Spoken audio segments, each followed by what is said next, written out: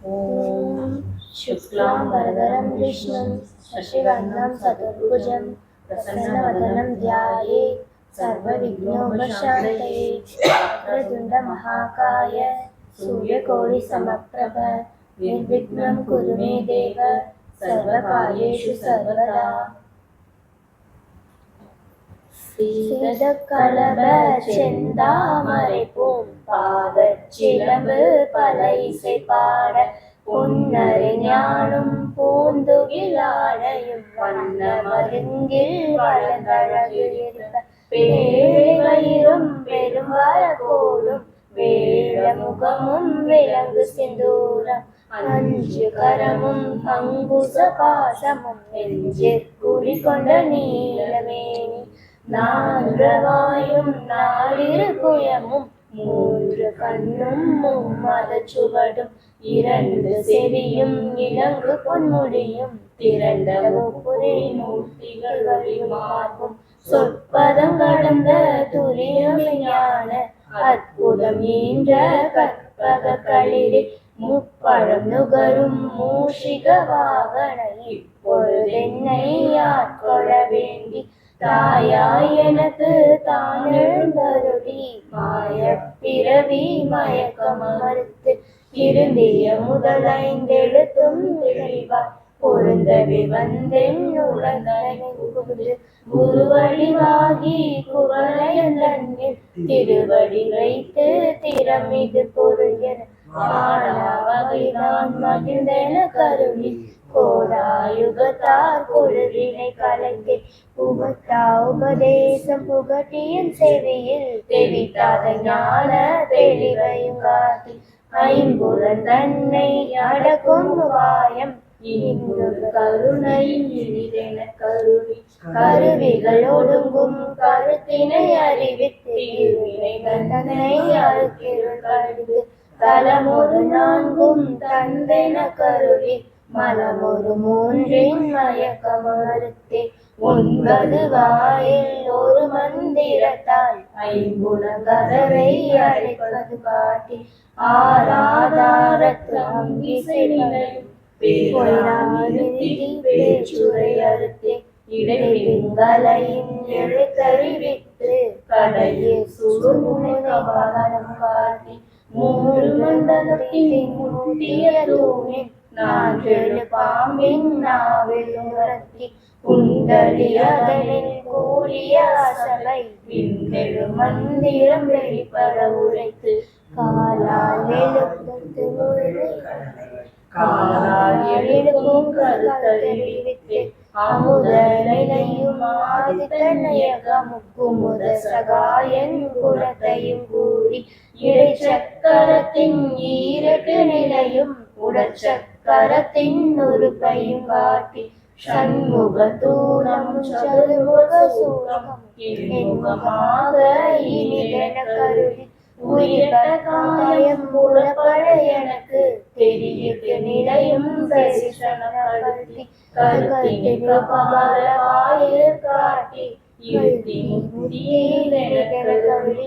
என்னை அறிவித்து எடவர் செய்து முன்னை இணையின் முதலை கலைந்து வாக்கும் மனமும் இல்லா மனோதயம் தேக்கிய என்றன் சிந்தை தெளிந்து இருள் வெளி இரண்டிற்கும் ஒன்றனை என்ன அருள் தரும் ஆனந்த செல்லிய எல்லை இல்லா ஆனந்தம் அளித்து அல்லல் கலைந்தே அருள் வழி காட்டி சத்ததி உள்ளே சவாசம் காட்டி சித்ததி உள்ளே சிவனுக பாட்டி அணுவிற்கு அணுவாய் அப்பாது கபாலாய் கடுமுற்று நின்ற கரும்புள்ளே காட்டி வேடமும் நீரும் விளங்கி கூடுமை தொண்டர் குழத்துடன் கூட்டி அஞ்ச கரத்தின் அரும்பொருள் தன்னை நெஞ்ச கரத்தின் நிலை அறிவித்து தத்துவ நிலையை தந்தனையான வித்தக விநாயக வீரர்களே.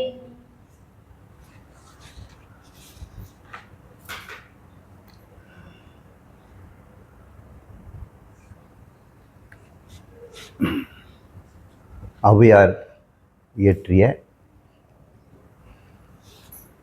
இந்த அகவல் பாடலில்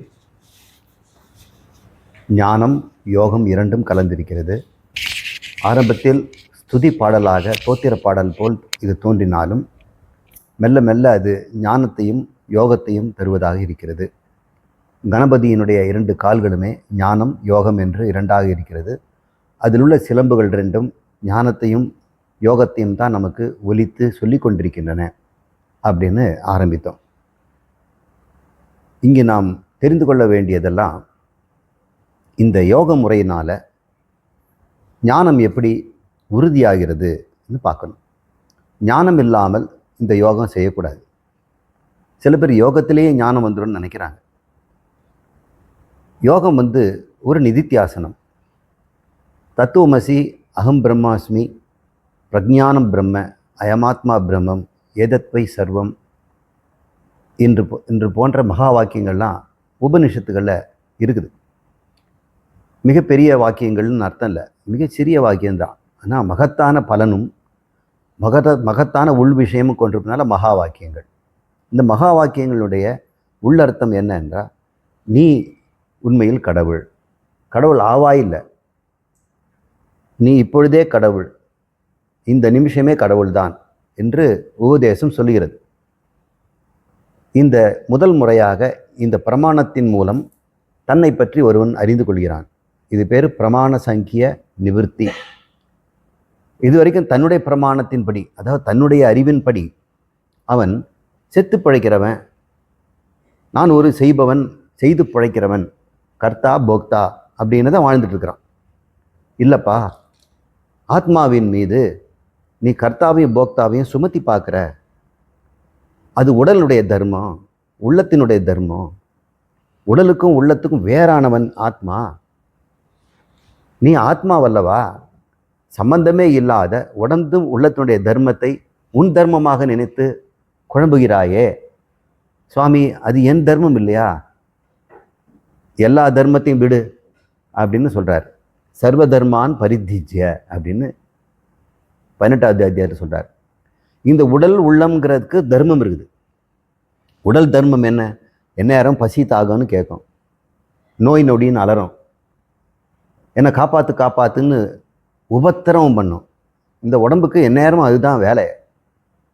என்னைக்கு நமக்கு அது ஓய்வு கொடுத்துருக்குது? வாழ்நாள் முழுக்க எல்லாரும் இந்த உடம்புக்கு போராடுறதுல தானே இருக்கிறாங்க. அப்போ உடம்பு எப்பொழுதுமே நச்சரிக்குது. பாதுகாப்பு, மழைக்கு கொடை கொடு, பனிக்கு கோட்டு கொடு, வீடு கொடு, அங்கவஸ்திரம் கொடு, எதையாவது கேட்டுகிட்டே தான் இருக்குது. உள்ளமுக்கு ஒரு தர்மம் இருக்குது. அது எப்போ சுகம் தேடும். உடம்பு கூப்பிட்டு சொல்லும், ஏ உடம்பே, நான் உனக்கு பாதுகாப்பு வாங்கி தரேன்ல, இந்த நானுங்கிற ஆத்மாவை தூண்டி தூண்டி உனக்கு பாதுகாப்பு வாங்கி தரேன்ல, நீ எனக்கு இன்பம் வாங்கித்தா அப்படின்னு 2 பேரும் கூட்டு களவாணிகளாக, உன்னால் நான் கேட்டேன், என்னால் நான் கேட்டேன்னு உள்ளமும் உடலும் 2ம் சேர்ந்து இந்த நானுங்கிற எண்ணெய் நம்ம எல்லாரையும் சின்ன பின்னமாகுது. டேய், நீ அது அல்லடா, உடலும் அல்ல, நீ உள்ளமும் அல்ல. அதனுடைய தர்மங்கள் உண்மையிலே பாதுகாப்பும் இன்பமும் அர்த்த காமந்தான், நான் ஒத்துக்கிறேன். நீ அர்த்த காமம் உடலுக்கும் உள்ளத்துக்கும் தெரியாமல் உனக்கு நினச்சிக்கிட்டு நீ வாழ்ந்துட்டு இருக்கிறியே, அது புருஷார்த்தம் இல்லைடா. வீடு பேர், இதுலேருந்து விடுதலை பெறணும். இந்த 2 தர்மங்களாக உடல் தர்மமாகியது உள்ளத்தின் தர்மத்தையும் விட்டு தொலைங்கிறார். சர்வ தர்மான் பரித்திஜ்ய. தர்மங்களை விட்டுன்னா அதர்மம் செய்யணும் அர்த்தம் இல்லை. யாரோ தர்மத்தை அதஸ்மின் தத்புத்தி, உன் மீது வேறொன்றை சுமத்தி பார்த்துட்டு நீ ஏன் குறைச்சுன்னு சொல்கிற, எடுத்து வெளியே போட வேண்டித்தானே அப்படின்னு சொல்கிறது தான் தத்துவமசி. நீ உடல் அல்ல, உள்ளமல்ல, நீ சாட்சாத் அந்த பரபிரம்மம் அப்படின்னு தத்பதத்தால் இறைவனுடைய உண்மை சொரூபம் சச்சிதானந்தம், தொம் பதத்தினால் ஜீவனுடைய உண்மை சொரூபம் சச்சிதானந்தம். இறைவனிடமிருந்து மாயா சக்தியை தூக்கி போடு, உங்ககிட்ட இருக்கக்கூடிய உடல் தர்மத்தையும் உள்ள தர்மத்தையும் தூக்கி போடு. இதெல்லாம் உபாதி தர்மங்கள். விட்ட பிறகு உபகிதமாகிய இந்த சச்சிதானந்தம் 2 கிடையாதே. உனக்கும் இறைவனுக்கும் ஒன்று தானே இருக்கிறது. ஒரே சச்சிதானந்தம் ஈஸ்வரனாகவும் ஜீவர்களாகவும் பிரிந்திருப்பதே உபாதிகளால் தானடா.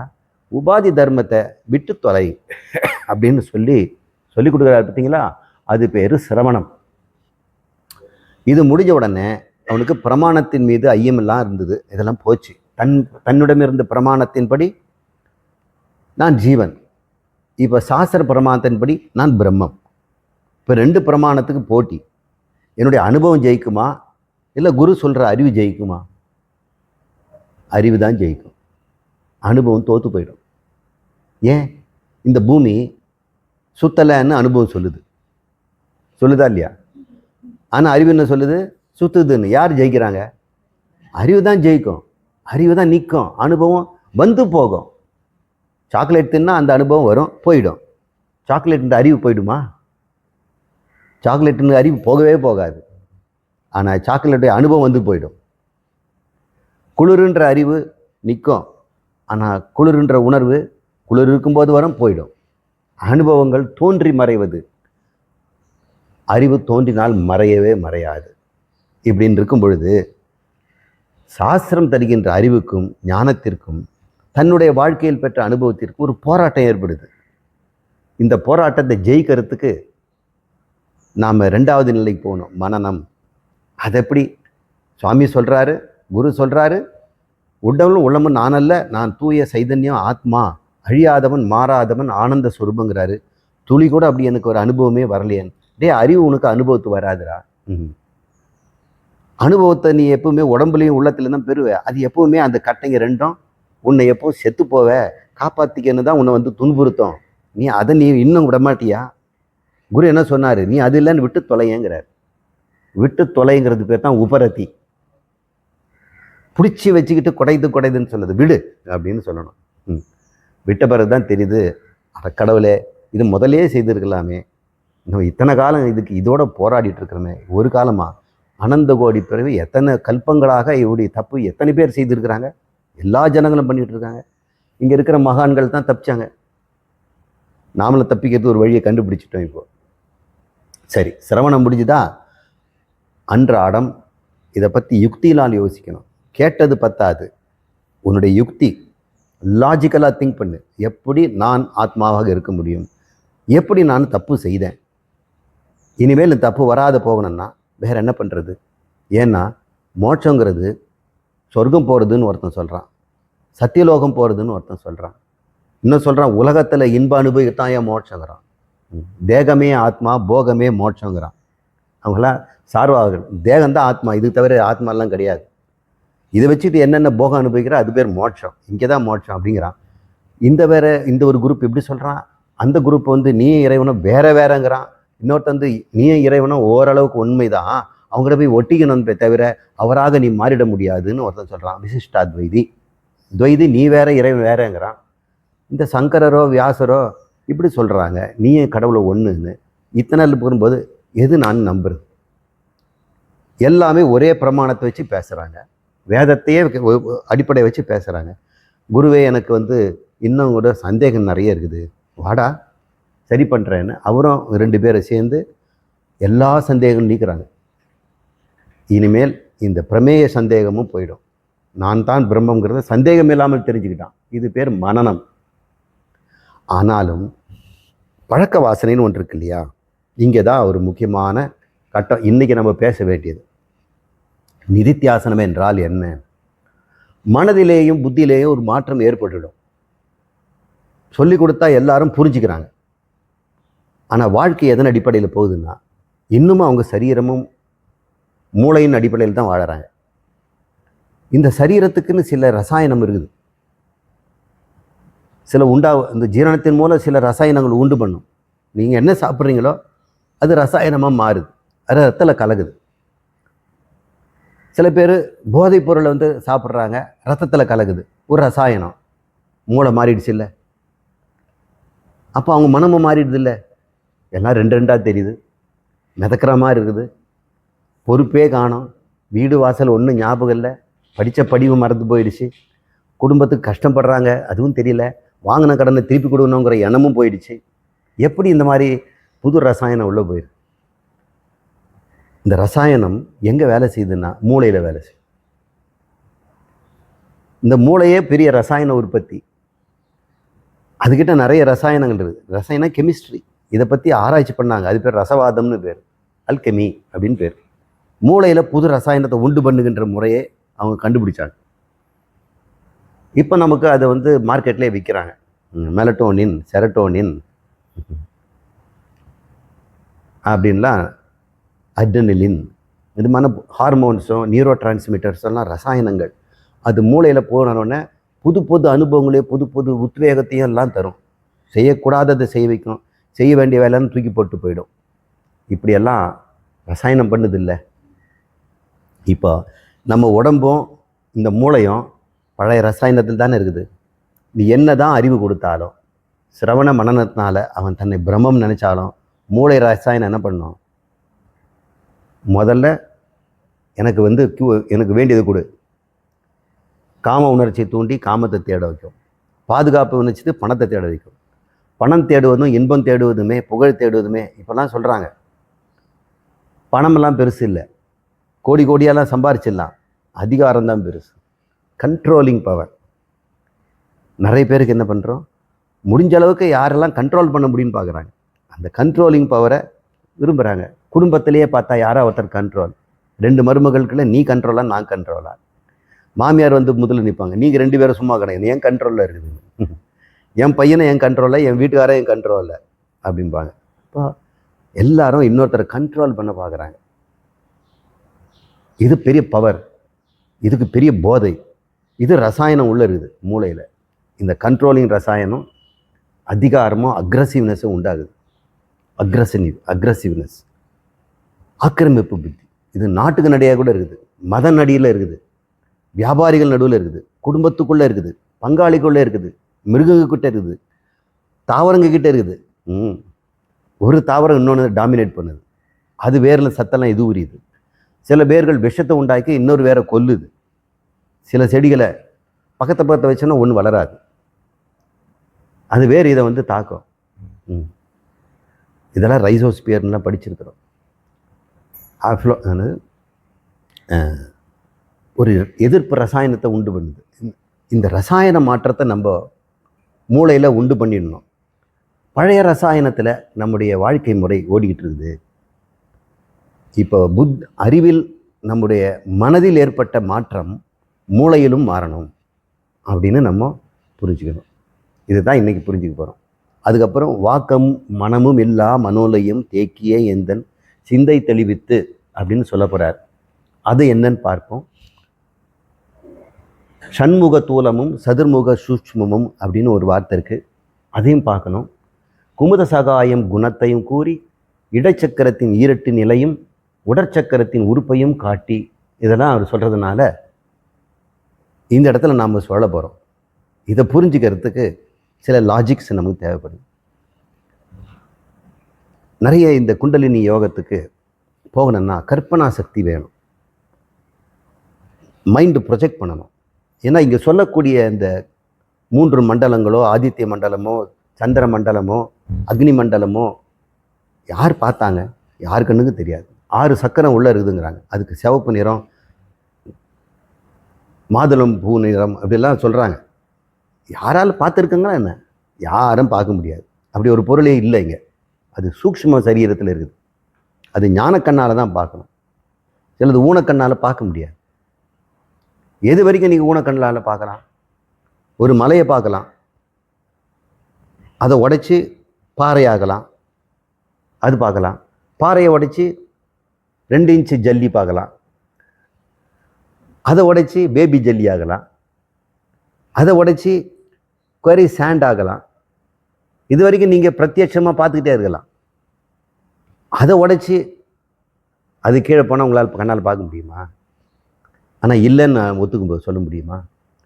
இப்போ இருக்குது, ஊனக்கண்ணால் தெரியல, அப்போ ஞானக்கண்ணில் பார்க்குறாங்க. சயின்டிஸ்ட் எப்படி பண்ணுறாங்க? அது மாலிகுலார் டைமென்ஷனில் இருக்கியா, அது அட்டாமிக் சைஸில் இருக்குது. அது சாண்டு தானே, சிலிக்கா தானே, சிலிகேட், போரோ அலுமினியம் சிலிகேட் அப்படின்னு ஒரு படம் வரைகிறான். எங்கே பார்த்தீங்கன்னா கற்பனை இருந்தால் தான் முடியும். எல்லா சயின்டிஸ்ட்டும் கற்பனையில் தான் பார்க்கணும். அது பேர் அனுமானம்னு பேர். இது வரைக்கும் பார்த்தது பிரத்யட்சம். அனுமானத்துக்கு இந்த கண்ணில் பார்க்க முடியாது இல்லை. அப்போ அனுமானம் எந்த கண்ணில் பார்த்தீங்க? கருத்தால் பார்த்தீர்கள். அப்போ கருத்து தான் அதை உண்டாக்குச்சு. கருத்து உண்டாகலைன்னா உங்களுக்கு இல்லை. அப்போ அது உண்டாக்கணும்னா அந்த அணுவும் அணு கருவும் அணு துகள்களும் உண்டாக்கணும்னா யார் வேணும்? அங்கே கருத்து வேணும். கருத்து தான் உண்டாக்குது. இந்த பிரச்சனை அப்புறம் பார்ப்போம். இது வரைக்கும் பிரத்யட்சமாக பார்த்தோம், வெரி சாண்டு வரைக்கும். சாண்டு கீழே போகணும்னா அனுமானம் தான் நமக்கு இருக்கிறது. அதையும் கூட ஏதோ வகையில் நம்ம கையாளலாம், கையாள முடியும். கண்ணால் பார்க்க முடியலன்னா கையாள முடியுது. ஒரு 10 எலக்ட்ரானை கூட ட்ராப் பண்ணி வைக்கிறாங்க, ஃபோட்டான்ஸை கூட ட்ராப் பண்ணி வைக்கிறாங்க. இதெல்லாம் கண்ணுக்கெல்லாம் தெரியாது. ட்ராப் பண்ணி வச்சாங்களான்னு அவங்க சொன்னால் நம்ம நட்டு ஒத்துக்கணும். அதுக்கு வேண்டிய அத்தாட்சி அவங்க காட்டுறாங்க. பாருங்கள், இங்கே 10 எலக்ட்ரான் இருக்குது. ஒரு எலக்ட்ரான் இன்னொரு எலக்ட்ரானை நகர்த்தினா இவ்வளோ ஆற்றல் வேணும், அது எலக்ட்ரான் வோல்ட் அப்படின்னு சொல்கிறாங்க, இவி. இப்போ பாருங்கள், இங்கே 10 எலக்ட்ரான் இருக்குது, அதை நகர்த்தி காட்டுறேன். இது எவ்வளோ இவி தேவைப்பட்டதுன்னு எங்கள் என்னுடைய மோட்டர் காட்டும், என்னுடைய வோல்டேஜ் காட்டும். இதுலேருந்து 10 எலக்ட்ரான் இருக்குது அப்படின்னு சொல்கிறேன். சரி, இத்தனை எலக்ட்ரான் போச்சுங்கிறது நீங்கள் எப்படி இங்கே எடை போட்டு பார்த்தீங்க? ஒரு காப்பர் பிளேட் எடுத்தேன், இவ்வளோ வோல்டேஜ் கொடுத்தேன், இவ்வளோ எலக்ட்ரான் அங்கே பாஸ் ஆச்சு. பாருங்கள், காப்பர் வந்து இப்போ எடை அதிகமாகி போச்சு. ஆனோடில் குறைஞ்சி போச்சு, கேத்தோடில் இன்க்ரீஸ் ஆகிடுச்சு. இங்கே குறைஞ்ச அளவுக்கு இங்கே இன்க்ரீஸ் ஆகிடுது. இப்போ இங்கேருந்து அங்கே போயிருக்குது, மேட்டர் போயிருக்குது. எவ்வளோ போயிருக்குது அப்படின்னு கணக்கெல்லாம் போட்டு சொல்கிறாங்க. இதெல்லாம் ஸ்கூலில் படித்தது. இதெல்லாம் அனுமானம் தான். சரி, கடைசியில் அனுமானத்தில் எது தான் கடைசி பொருள் அதையாவது சொல்லுங்கள். அணுக்கும் கீழே தான் இருக்குதான்னு கடைசியில் என்னமோ சொல்கிறாங்க, குவார்க் அப்படிங்கிற. அந்த குவார்க்குன்ற ஒரு பொருள் கண்ணுக்கு ஒரு புள்ளியாக நினச்சிங்க, மணல் துகள் மாதிரி. அது ஒரு இடத்துல இன்னொரு இடத்துக்கு போகணும்னா அது யாராவது தள்ளினா தான் போகும், அதுவாக போகாது. ஏன்னா அது அறிவற்றது. அது போய் என்ன ஆக போகுது? யாராவது ஒருத்தர் தள்ளணும். அப்போ எவ்வளோ ஆற்றல் கொடுத்தா தள்ளலாம் அப்படின்லாம் கேட்கலாம். அதுக்குன்னு ஒரு ஆற்றல் தேவைப்படுது. அந்த ஆற்றல் ஒரு எலக்ட்ரானை 1 சென்டிமீட்டர் தூரம் தள்ளுறதுக்கு எவ்வளோ ஆற்றல் வேணுமோ அது எலக்ட்ரான் வோல்ட் அப்படின்னு கணக்கு போடுறாங்க.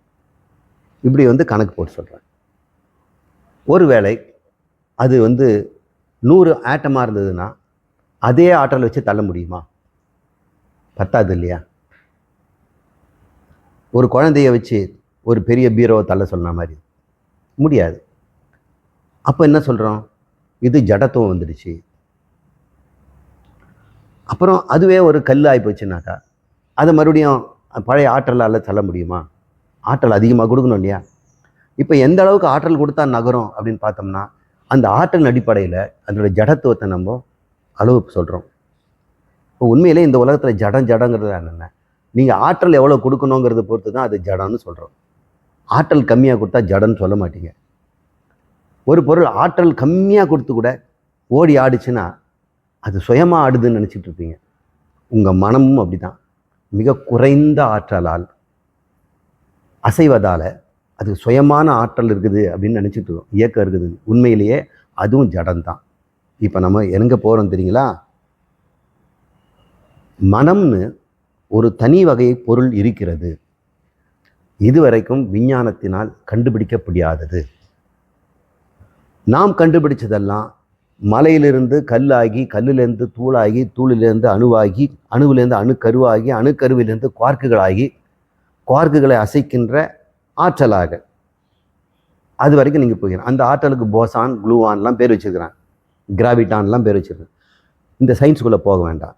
என்ன சொல்ல வரேன்னா, மனிதனால் அவனுடைய கட்புலனுக்கு எட்டக்கூடிய அளவுக்கு ஒரு பொருளுடைய கடைசி நிலையை கொண்டு வந்து சேர்த்துட்டான்.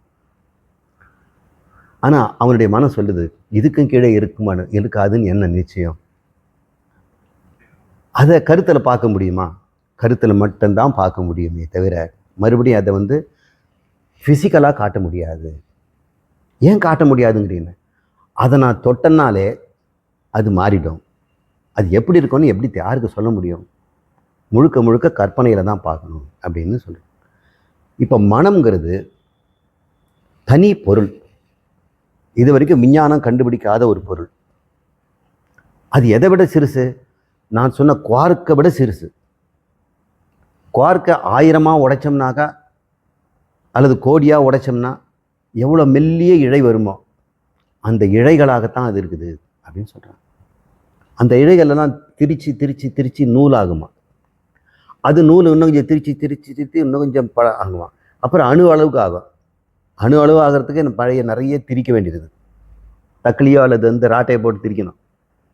அது திரிச்சு திரிச்சு இருக்கும்போது பெரிய குழாயே உண்டாகுமா. அது பேர் நாடின்னு சொல்கிறாங்க.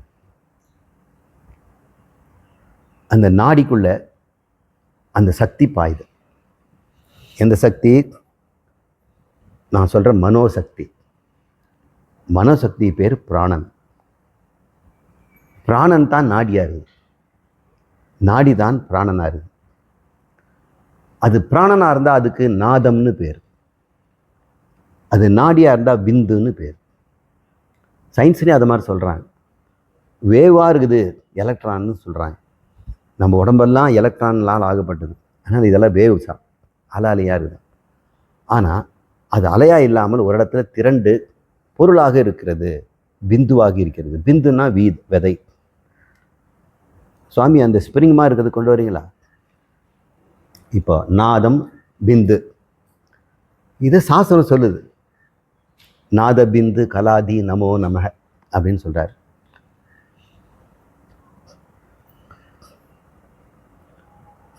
இது அலை, விடுதனால இருக்குது. ஒளி அலை. அது எலக்ட்ரான் அலைன்னு வச்சுங்களேன். எலக்ட்ரான் கூட அலையாததுன்னு தான் சொல்கிறாங்க. இப்போ நம்ம அதை பற்றி விளக்க வேண்டாம். உங்களுக்கு டபுள் ஸ்பிரிட் எக்ஸ்பெரிமெண்ட்லாம் முன்னெல்லாம் சொல்லியிருக்கிறேன். இந்த எலக்ட்ரான் ஒரு வேவாக இருக்குது. இது ஒரு வேவாக இருக்குதுங்கிறத ஸ்க்ரோடிஞ்சருங்கிறவர் சொன்னார். இதனால் குவாண்டம் ஃபிசிக்ஸ் உண்டாச்சு. சரி, இந்த வேவு எப்படி வந்து ஒரு இடத்துல இருக்கும்? எலக்ட்ரான் வேவுங்கிறீங்க, ஒரு இடத்துல இருக்குதே அப்படின்னும் போது அப்புறம் டீப் பிராக்லின்னு ஒருத்தர் சொன்னார், அது ஸ்டாண்டிங் வேவுங்க, அது நின்ன இடத்துலையே ஆடிட்டு இருக்கோம் அப்படின்னு சொல்கிறார். சரி, அப்புறம் எப்படி அது வந்து வேவாக இருக்கும்போது எங்கே வேணா இருக்கும் இல்லை? இங்கேருந்து இது வரைக்கும் இருக்குது எலக்ட்ரான். ஆனால் ஒரு இடத்துல தான் இருக்குது உண்மையில். அது ஏன் அப்படின்னா அவங்க சொல்கிறாங்க, அது தன்னைத்தானே அது நிரப்பிக்கொள்கிறது. இப்படி ஒரு எண்டம் முடிச்சுக்குதான். இப்படி வச்சுக்கோ.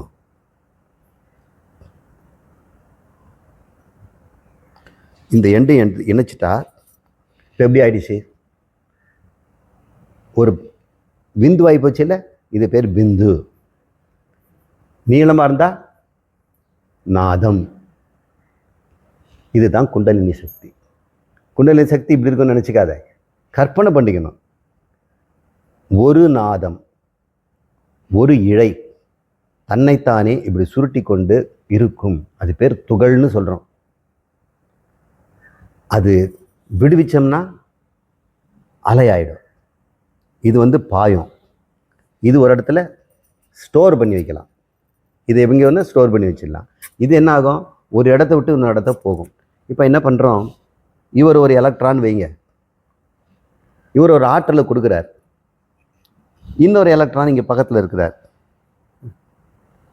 இந்த ஆற்றல் இங்கேருந்து எப்படி போகும்னா, இங்கேருந்து ஆற்றல் ஸ்ப்ரிங் மாதிரி அலையாக போய் அங்கே போய் அது இதில் போய் சேர்ந்துக்குமா. அப்புறம் இதுலேருந்து ஒரு பொருள் இன்னொன்றுக்கு போய் இப்படி சேருமா. இப்படி ஒன்றுலேருந்து ஒன்று ஆற்றல் தாவுகிறது. எப்படி தாவுது? அலையாக தாவுகிறது. எப்படி போய் ஒட்டுது? ஒரு பொருளாக ஒட்டுது. சரி, இது பொருளா அலையா? ரெண்டும். நாதம் தான் விந்து, விந்து தான் நாதம் இப்படின்னு புரிஞ்சுங்க.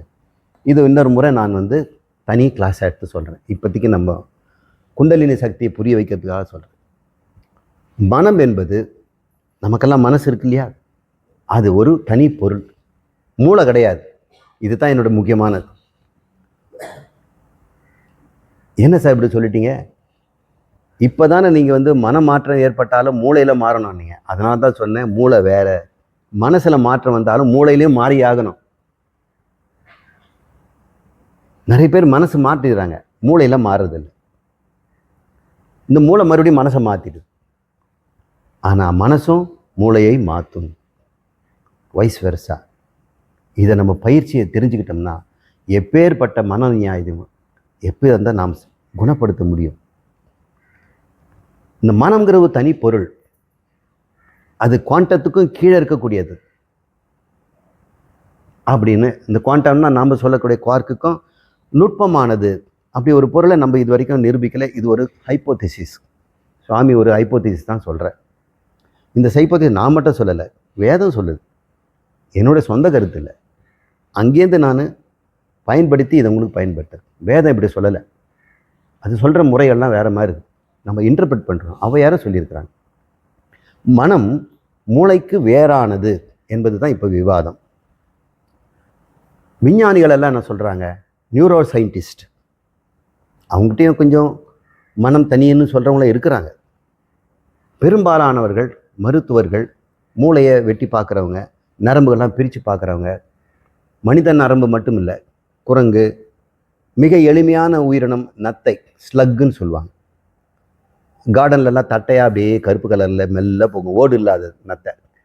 அதனுடைய நரம்பு மண்டலம் கையில் எடுக்கலாம்.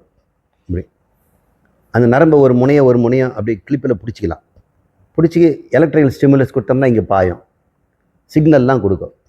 இப்படி ஆராய்ச்சி பண்ணுறதுக்கு அந்த நரத்தை தான் ரொம்ப காலம் பயன்படுத்தினாங்க. ஸ்லக் நியூரான் தான் பயன்படுத்தினாங்க. அது நரம்புங்கிறோம், நரம்பு செல்லுங்கிறோம். இந்த நரம்புகளில் தான் எண்ணங்கள் இருக்கிறது, நினைவுகள் இருக்கிறது, மனமும் அதுதான் அப்படின்னு தான் எல்லாரும் சொல்கிறாங்க. அப்போ மனம் எப்படி வேலை செய்யுதுன்னா, மூளை எப்படி வேலை செய்யுது அது மாதிரி மனம் வேலை செய்யுது. மூளை எப்படி வேலை செய்யுது? அது ஒரு எந்திரங்க அப்படின்னு சொல்கிறாங்க. எந்திரம்னா டிட்டர்மினிசம்னு பேர். எந்திரங்கள் சொன்னபடி தான் செய்யும், அல்லது என்ன அதுக்கு தெரியுமோ அதை தான் செய்யும். எந்திரம் இஷ்டம் போல் வேலை செய்யுமா? செய்யாதில்ல. அதுக்கு இஷ்டமே கிடையாது, அதுக்கு தந்திரமே கிடையாது. எந்திரம் அது. எந்திரத்துக்கு தந்திரம் கிடையாது. தந்திரம் என்னன்னா தந்திரம். என்னுடைய சக்தியில் நான் செய்கிறேன். எந்திரத்துக்கு தந்திரம் கிடையாது. இப்போ எந்திரம், மூளை எந்திரம்னா அது எந்திரம் மாதிரி தானே வேலை செய்யணும். ஒருத்தன் தப்பு செய்தான்னா மூளைக்கு தானே நமக்கு நோய் கொடுக்கணும். மனசுக்கு இல்லை கஷ்டம் கொடுக்குறாங்க, ஜெயிலில் போட்டு வாட்டுறாங்கல்ல. அப்போது மூளைக்காக கஷ்டம் வருது, மனசுக்கு தானே கஷ்டம். அதான் சார், மனசுக்கும் மூளை ஒன்று தான் அப்படி. அப்போனா மூளைக்கு நீங்கள் ஏதாவது கொடுங்களையா, அது சரி பண்ணுங்களேன். அது எங்களுக்கு தெரியல. மூளை தான் மனசுன்னு நினச்சிட்டு இருக்கிறான். Mind and brain are one and the same அப்படின்னு நினைக்கிறாங்க. இப்போது நான் ஒரு 4 அல்லது 5 லாஜிக்கல் கொஷின் கேட்குறேன். நியூரோ டிரான்சிட் தான், நரம்புகள் மண்டலம் தான் மனதை உண்டு பண்ணுகிறது என்று சொல்பவர்களெல்லாம் இதற்கு பதில் சொல்லட்டும். முதல் கேள்வி, இந்த மூளையில் ஏராளமான மின்சாரம் பாயுது. இந்த மூளை ஒரு பெரிய மின் மண்டலம் தான். நரம்புக்குள்ளே எந்நேரமோ இந்த மின்சாரம் டிராஃபிக் நடக்குது. இங்கேயும் அங்கேயும் பிரதான சாலையிலையும் போயிட்டு வந்துட்டு இருக்கு. நான் பேசும்பொழுது அது நடக்குது. ஆனால் நிறைய பேர் சொல்கிறாங்க, உங்களுடைய எண்ணங்களெல்லாம் நடக்கும்போது மூளை தானே வேலை செய்யுது, ஆனால் மூளை தான் எண்ணங்கள் அப்படின்னு அவங்க சொல்கிறாங்க. அப்போனா ஒரு டிராஃபிக் சிக்னலில் போய் நிறைய லாரியும் காருங்களோ உள்ளே போகிற மாதிரி தானே உள்ளே போயிட்டுருக்குது. மின்சாரத்தினுடைய போக்குவரத்து தான் நடக்குது. இந்த போக்குவரத்தில் நான் அப்படின்ற உணர்வு எப்படி உண்டாகுது? ஒரு இடத்துல ஜீரண மண்டலம் வேலை செய்யறதுக்கு ஒரு போக்குவரத்து நடக்குது. நான் பேசுறது காது கேட்டுக்கிட்டு இருக்குது. கண்ணில் திரையில் நீங்கள் பார்க்குறீங்க. அப்புறம் ஊதுவத்தி வாசனை மூக்கில் வருது. இதைத்தான் ஒருத்தன் தானே உணர்ந்துக்கிட்டு இருக்கிறான். அந்த டிராஃபிக் முழுக்க யாரோ கவனிக்கிறாங்கல்ல, அவங்க மூளையில் எங்கே இருக்கிறாங்க? அவங்களும் டிராஃபிக்கில் ஒருத்தரா? இப்போ மூளை முழுக்க டிராஃபிக் தான் நடக்குது. எல்லாம் நரம்பு செல்லும். நரம்பு செல்லில் மின்சாரத்தினுடைய டிராஃபிக் போக்குவரத்து நடக்குது. இந்த போக்குவரத்து தான் நடக்குதே தவிர கவனிக்கிறவன் எங்கே இருக்கிறான்? அவன் இந்த போக்குவரத்தில் ஒருத்தனாக இருந்தால் எப்படி எல்லாத்தையும் கவனிப்பான்? சொல்லுங்கள். பல கோடி லாரிகள் இங்கே உள்ளே போயிட்டு இருக்குதுன்னா அதில் ஒரு லாரி நான் அப்படின்னா அவன் எப்படி எல்லா லாரியும் எங்கே போச்சேன்னு அவனுக்கு எப்படி தெரியும்? அவன் எல்லாத்துக்கும் அப்பாற்பட்டவனாக இருக்கணும் இல்லை, எல்லாத்தையும் ஒரே சமயத்தில் பார்க்கணும். அப்போ அது மூளைக்கு வெளியே தான் இருக்க முடியும் அப்படின்னு நான் சொல்கிறேன். வேதம் சொல்லுது, புத்திசாலிகள் சொல்வார்கள், நியூரோ டிரான்ஸ்மிட்டர்ஸும் நியூரோ டிரான்ஸ்மிஷனும் தான் மனம்னு சொன்னாக்கா இந்த கேள்விக்கு பதில் கொஞ்சம் கஷ்டம்தான். அவங்க எப்படியாவது சொதப்பலாக ஒரு பதில் சொன்னாலும் சொல்லுவாங்க, ஆனால் தெளிவாக சொல்ல முடியாது. நான் மனம்னு தனிப்பொருள் வச்சிட்டோம்னா ஈஸியாக சொல்லிடலாம். அதனால தான் நான் அந்த ஆர்குமெண்ட்டை வைக்கிறேன். ரெண்டாவது ஆர்குமெண்ட், ஒன்று பார்த்தோம்னாலோ ஒன்று கேட்டாலோ ஒரு விடுகதை சொன்னாலோ உங்களுக்கு விளங்குதா இல்லையா? விளங்குறது என்னது? மூளையில் நடக்கிற எந்திரத்தில் எப்படி விளங்குது? எந்திரத்துக்கு விளங்குமா? விளங்கி கொண்டு இது சரி தப்புன்னு ஒருத்தன் சொல்கிறான், அது என்ன டிராஃபிக்? இந்த மூளையில் நடக்கிற டிராஃபிக்கில் எந்த டிராஃபிக் விளங்கிச்சு? உங்களுக்கு இப்போ பாருங்கள், இந்த பாட்டெல்லாம் சொல்கிறோம், நான் பேசிக்கிட்டே இருக்கிறேன், நீங்கள் விளங்கிக்கிட்டே இருக்கிறீங்க. மூளையில் அந்த ரேட்டில் வேகமாக நடக்குதா வேலை? அவ்வளோ வேகமாக உங்களுக்கு நியூரோ டிரான்ஸ்மிட்டர்ஸ் விளங்கிக்குதா? விளங்கிட்டால் யாருக்கு விளங்குச்சு? மூளைக்கு தானே விளங்குச்சு, எனக்கு இல்லை விளங்குது. ஆமாம், அவன் விளங்குறவன் எங்கன்னு கேட்குறேன். அதில் ஒரு டிராஃபிக் தானா? மூளை முழுக்க நடக்கிறது என்ன? யாரோ ஒருத்தன் அசையாமல் ஒருத்தன் பார்த்தா தானே முடியும். அங்கே அசைவே இல்லையே, எந்திரமாக தானே இருக்குது. எல்லாமே டிட்டர்மினிசம்னு சொல்கிறாங்க. டிட்டர்மினிசம் என்ன? நிச்சயமாக இப்படி தான் வேலை செய்யும்னு சொல்கிறாங்க. இந்த டிராஃபிக் போனால் இங்கே தான் போகணும், அது தவிர வேறு எங்கேயும் போக முடியாது. அப்போ டிட்டர்மினிசம் இருக்கும் பொழுது நம்முடைய மனமோ எதையுமே டிட்டர்மின் பண்ணுறதுக்கு முன்னாடி பல வாய்ப்புகளை யோசிக்குது. எத்தனை வாய்ப்புகளை யோசிக்குது? அடுத்தது விருப்பம் அல்லது இச்சா அல்லது வாய்ப்புகளை சிந்தித்தல். ஒரு பதிலை எப்படி சொல்லலான்னு எத்தனை யோசனை பண்ணுறீங்க? இது எத்தனை மூளை செய்தா? மூளைக்கு தான் இந்த காதி ஏதாவது ஒன்று சொல்லிட்டு வேலையை முடிச்சுட்டு போயிடும். அதான் டிட்டர்மினிசம் ஆச்சு, எந்திரமாச்சே. என்கிட்ட கொடுத்த சரக்குப்படி இவ்வளோதான் யான். ஆனால் மனம் என்ன பண்ணுது? இப்படி சொன்னால் அவங்க அப்படி நினச்சிக்குவாங்க, நினச்சா நினச்சிட்டு போகிறாங்க. நோ அப்படி சொன்னோம்னா அது இவங்களை நான் இப்படி சொன்னது மற்றவங்க கேட்டு என்ன வேறு மாதிரி நினைப்பாங்க. அதனால் இவங்களை இப்படி சொல்லி பார்த்தா என்ன? நான் ஏன் சொல்லணும்? இன்னொருத்தர் மூலம் சொன்னால் என்ன? இதெல்லாம் வாய்ப்புகளெல்லாம் பார்க்குது. இத்தனை வாய்ப்புகளையும் யோசனை பண்ணி ஒன்று முடிவெடுக்குது. இப்போ வாய்ப்புகளை உண்டாக்கக்கூடிய அளவுக்கு டிட்டர்மினிசம் இல்லையே. ஒன்று இன்டிட்டர்மினிசமாக இருந்தால்தானே, அனிச்சயமாக இருந்தால்தானே அவற்றில் பலவற்றை யோசித்து ஒன்று செலக்ட் பண்ண முடியும். அப்போ அந்த ஃப்ரீ வில் என்று சொல்லக்கூடிய வாய்ப்புகளை உண்டாக்கி அந்த வாய்ப்புகளிலே பலவற்றில் ஒன்றை தேர்ந்தெடுக்கின்ற ஒரு உரிமை மூளைக்கு இருக்குதா? ஒரு எந்திரத்துக்கு இருக்குமா? எவ்வளவுதான் ஒரு காம்ப்ளிகேட்டட் எந்திரமாக இருந்தாலும் முடியாது. இது மூணாவது challenge for the mind is பிரெயின்னு சொல்கிறவங்களுக்கு. அடுத்த சேலஞ்சு மனுஷங்கிட்ட இருக்கக்கூடிய படைப்பாற்றல், கற்பனா சக்தி. எப்படியெல்லாம் கற்பனை பண்ணுது பாருங்க. இது மூளையில் இருக்கக்கூடிய சதையில் மின்சாரம் பாயிருதா, அது எவ்வளோ கற்பனை உண்டாக்க முடியும்? எவ்வளோ படைக்கிறாங்க, எவ்வளோ கற்பனையில். ஒரு சினிமா டைரக்டர் எவ்வளோ கற்பனை பண்ணுறார். அவர் படைத்ததில் கொஞ்சம் தான் நம்ம ரசிக்கிறோம். ஒரு சினிமா பார்க்கும் பொழுது அவங்க எவ்வளோ கஷ்டப்பட்டு அந்த படத்தை செய்திருக்கிறாங்க. ஆனால் அதுலேருந்து நாம் புரிஞ்சுக்கிட்டது ரொம்ப குறைவு தான். அவன் அதிலே சந்தோஷப்படுறான். இதையாவது நீங்கள் புரிஞ்சுக்கிட்டீங்களே. உண்மையான டைரக்டர், நடிகர்கள் எவ்வளோ படைப்பாற்றலை கொடுத்து ஒரு கதையை நமக்கு கொண்டு வந்து கொடுக்குறாங்க. இதெல்லாம் யோசனை பண்ணும்போது ஒரு குழந்தைகிட்ட இருக்கிற படைப்பாற்றலை பண்ணி பாருங்க. இந்த சைல்ட்ஹுட் சவாந்துன்னு சொல்கிறாங்க. சவாந்துனா அதிசயத்தக்க திறமை சில குழந்தைகிட்ட இருக்குது. பார்க்குறோம், 3 வயசு நிரம்பில் பூஜை பண்ணுது, மந்திரங்களும் சொல்லுது, சமஸ்கிருத சோலகத்தை அள்ளி கொட்டிக்கிட்டே இருக்கு, பாட்டு பாடுதுங்க, நடனம் ஆடுதுங்க. பீத்தோவன் போன்றவங்களோ உல்ஃப்காங் மொசாட் போன்றவங்களாம். பீத்தோவன் முழு செவிடன். அவன் எவ்வளோ சிம்பனி எழுதியிருக்கிறார். செவிடங்க, அவன் பாட்டை அவன் கேட்காது. அவன் எப்படிங்க பாட்டு எழுதுறான்? இந்த மூளை என்ன பண்ணும்? அவனுடைய படைப்பாற்றல மூளை உண்டாக்குச்சா? சரி, உல்ஃப்காங் மொசாட்னு ஒருத்தன் தான். அவன் 3 வயசு இருக்கும். அவங்க அப்பா அக்காளுக்கு பியானோ கற்றுக் கொடுக்குறார். அந்த பியானோங்கிறது ஆர்கன்னு பேர். அது காலால் அமுக்கணும்னா காற்று புகுந்து பெரிய பெரிய சிம்னி வழியாக உம்னு சவுண்டு வரும். அது வந்து சர்ச்சில் பாடுறதுக்கு சிம்ஃபனிக்கு அந்த ஆர்கன் தான் யூஸ் பண்ணுவாங்க. அது காலால் அமுக்கணும், பெடலாக அமுக்கணும், கையில் கீபோர்டையும் அமுக்கணும். இந்த குழந்தைக்கு உட்காந்தா கால் கூட எட்டாது.